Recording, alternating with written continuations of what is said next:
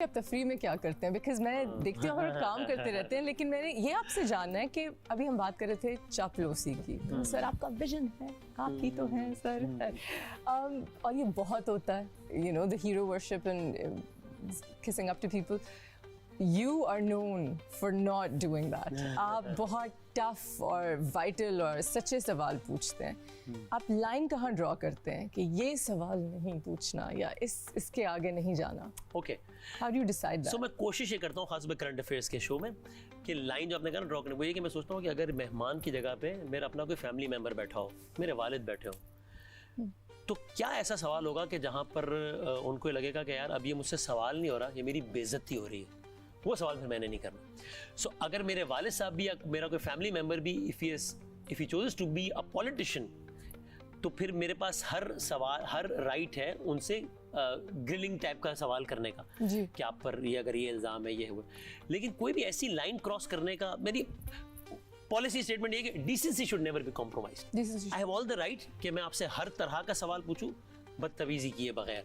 तो एक current affairs के शो में एक ये वाली लाइन होती है, और जो क्रिकेट का शो होता है हर लम्हा पुरजोर, जिसमें सालों पहले आप भी आई थी, तो उसमें मेरी कोशिश होती है कि कोई भी कम से कम जाती नौयत का सवाल ना, पर्सनल लेवल का सवाल जी, वो या तो मैं नहीं करता हूँ, या अगर मैंने किसी से भी कभी कोई जाती नौयत का सवाल किया है जिसका ताल्लुक खास उस बंदे की जात से है जी, तो मैंने पहले उससे पूछा है शो से पहले कि यार मैं ये बात करना चाहता हूँ, are you okay with it.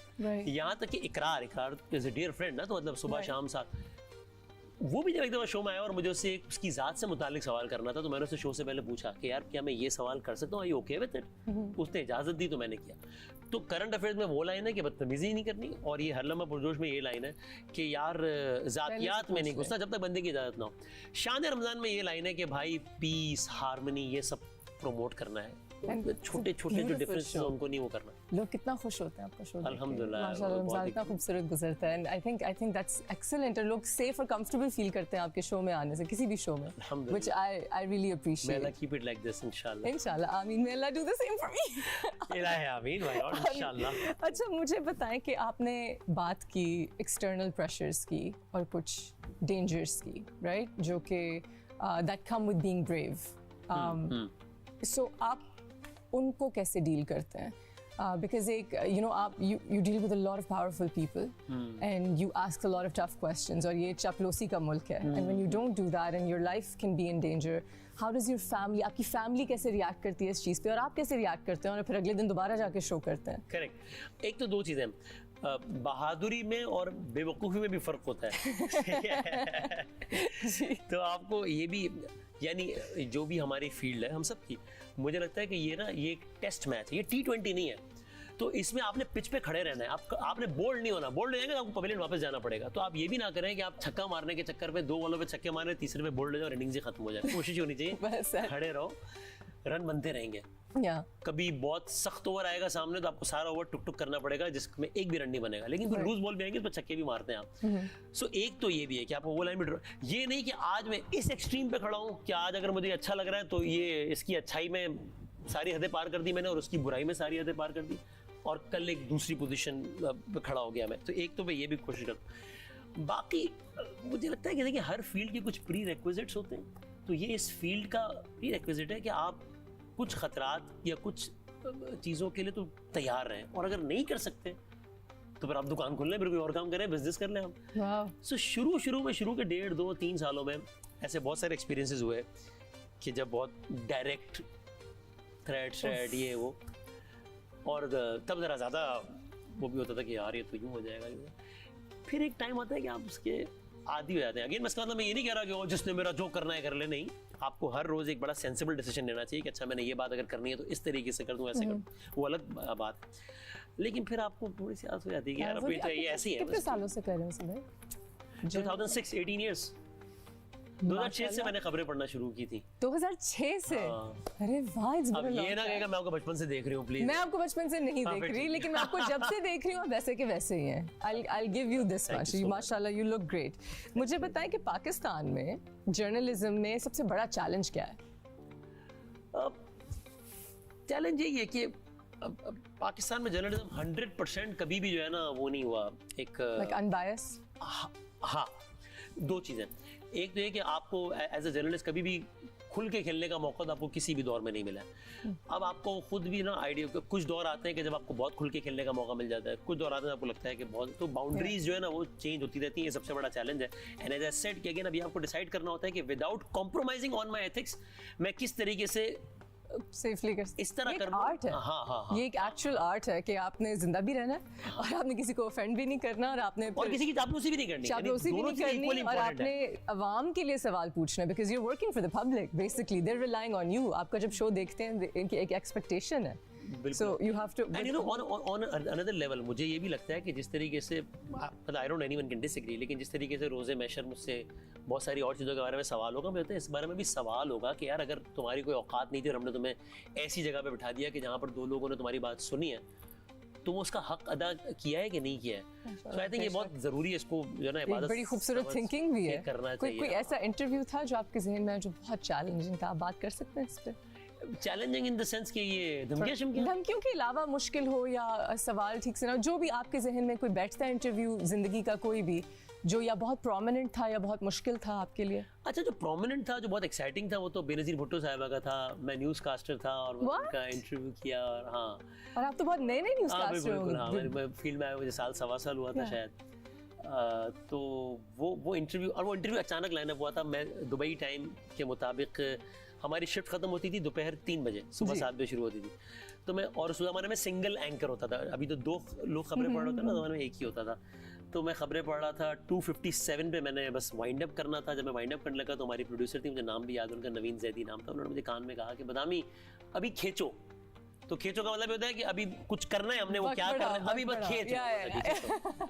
तो मैं खुदाफिज कहने से पहले मैंने आए बाएं शाएं, तो 258 259 पे रफली उन्होंने मुझे कहा कि हम किसी एक हाई प्रोफाइल गेस्ट को लाइन अप कर रहे हैं। उस वक्त पॉलिटिकल सिनेरियो चल रहा था, कुछ बीबी की मुशर्रफ साहब से रिटर्न भी था और वो सब या वो सारी मुशर्रफ से मुलाकात नहीं हुई थी उनकी। तो अब मैं सुनता गया और मैं बोल रहा हूँ, खींच रहा हूँ, और फिर उन्होंने अगले मिनट मुझे कहा कि बदामी हम ना शायद बेनज़ीर मिल जाए। तो पढ़ते पढ़ते एक लम्हे को तो मेरी और वो लाइव ऑन एयर, पता भी लाइव चला, रिएक्शन भी नहीं दे सकते। हाँ, जाहिर है। और कुछ 40 सेकंड बताएगा बेनज़ीर लाइन पे बात करो। अच्छा। हाँ, तो उसके बाद we were live for next 25-30 minutes. तो उसके आखिर में उन्होंने कहा कि वो मुझे बड़ा एजाज़ है मेरे लिए जुमले कि आपको मैं सलाम पेश करती हूँ और आपने बहुत अच्छे सवालात किए। तो वो करियर की उस स्टेज पे, यंग स्टेज पे, माशाल्लाह, दैट्स अमेजिंग। वो हाईलाइट है। That's amazing. कोई डिफिकल्ट या ऑकवर्ड इंटरव्यू था जो खत्म नहीं हो पाया या कोई चला गया गुस्से में?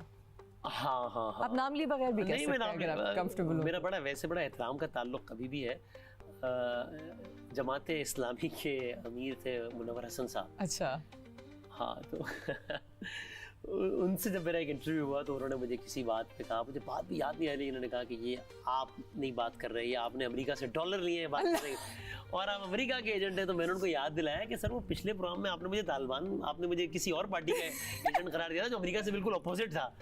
तो मैं दोनों बातें सही नहीं हो सकती, मैं एट द सेम टाइम दोनों का एजेंट तो नहीं हो सकता। तो उन्होंने कहा आप इसके भी एजेंट तो इसके भी एजेंट, दोनों ये कैसे होगा ये। वो जरा एक ऑकवर्ड सिचुएशन हो गई थी।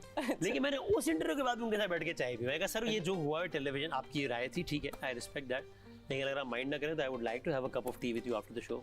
मैं कहा जी ठीक है, लेकिन मैं कहा मैं शो का कुछ डिस्कस नहीं करूंगा। Will you ever join politics?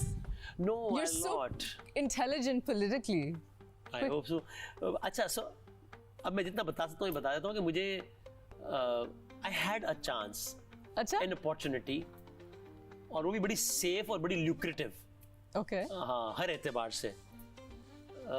लेकिन मैंने बहुत हाथ जोड़ के माजरत की। वो इसलिए कि अब अगर मैं किसी भी ABCD पॉलिटिकल पार्टी का अगर मेंबर हूँ, मेंबर नेशनल असेंबली हूँ या सेनेटर हूँ या कुछ भी हूँ, फिर अगर मुझे उस पार्टी की लीडरशिप में कोई बात बुरी भी लग रही है तो मैंने तो उषा शाह के सामने बैठ के तारीफ ही करनी है ना उसकी, क्योंकि मैं आपको कैसे बोलूँगा कि मेरे लीडर में तो ये मसला भी आप नहीं रहेंगे ना। हाँ, तो मैंने कहा यार ये मैं नहीं कर सकूंगा यार। मैं वैसे कौन सी पार्टी माजरत है, अब वो सोचते हैं।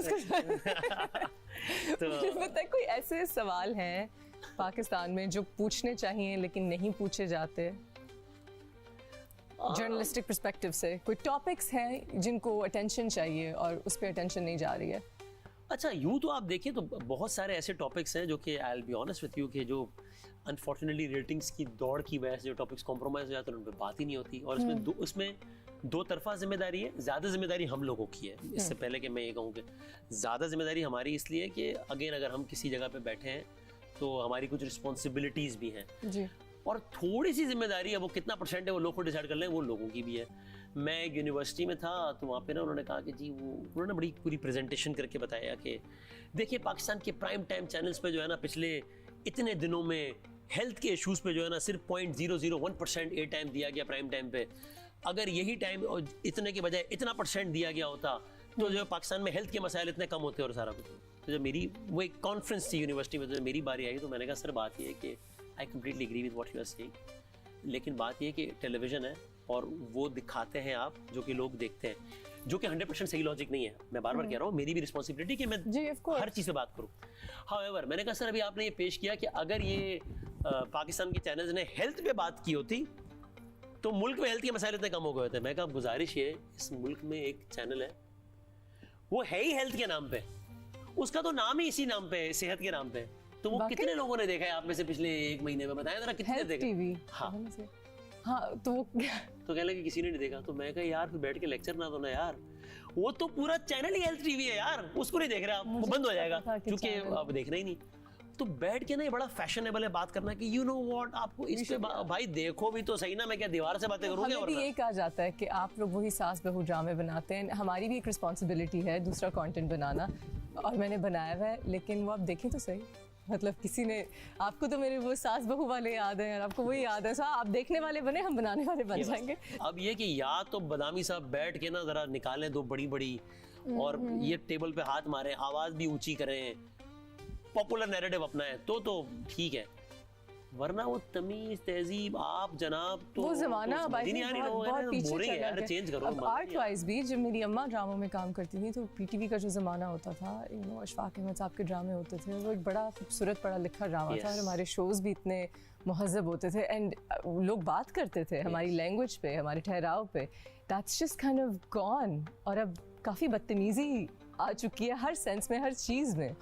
आप अब हम पुराने ज़माने की बात कर ही रहे हैं, तो नए ज़माने में या पुराने ज़माने में आपका कोई है से जर्नलिस्ट दुनिया में, जर्नलिज्म की दुनिया में कोई आइडल जिसको आप देखते हो और पसंद करते हैं? ओके, सो जिनको मैंने वो जो मैं कह रहा था ना, वालिद साहब के साथ बैठ के खबरनामा देखता था मैं, उस खबरनामे के बाद 10 बजे पीटीवी पर प्रोग्राम स्टार्ट होता था करंट अफेयर्स का, तलत हुसैन साहब होस्ट करते थे। अच्छा। मैं उनको बहुत आइडियलाइज करता। सो उस जमाने में वो, और आजकल के जमाने में वो न्यूज़ शो के लिहाज से आई थिंक शाहजेब खानज़ादा बहुत अच्छा great job Praising his contemporaries, बहुत कम करते हैं ऐसे। मुझे बताएं कि आपके 3 शोज हैं माशाल्लाह से, मैं एग्जैक्ट नाम हालांकि मुझे पता है शोज के नाम, but this the 11th hour show, Shan Ramzan and हर लम्हा पुरजोश। मुझे बताएं कि ये बहुत डिफरेंट शोज हैं, इसमें डिफरेंट सवाल होते हैं। तीनों शोज में आपकी पर्सनालिटी के डिफरेंट एस्पेक्ट्स आते हैं? Are all these shows representative of Waseem Badami? Actually yes, क्योंकि हर इंसान की ज़िंदगी के मुख्तलिफ होते हैं ना। सो मुझे अखबार पढ़ने का, सियासत में क्या हो रहा है ये वो उसका बहुत शौक है, तो वो 11th आवर में कवर हो जाता है। मैं वैसे क्लोज सर्कल में ज़रा, मैं हर किसी के सामने मैं उस तरह नहीं खुल पाता, लेकिन क्लोज सर्कल में मैं आई थिंक मेरे दोस्त वगैरह कहते हैं कि एक विटी और वो वाली शख्सियत है, वो हर लम्हा पुरजोश में कवर हो जाती है। और बाकी सब बहुत गुनाहगार लोग हैं, लेकिन इंसान कोशिश तो करता है कि कुछ ऐसी चीज़ें करे जो कि दिल से करीब हो, जो कि दिल को सुकून दे।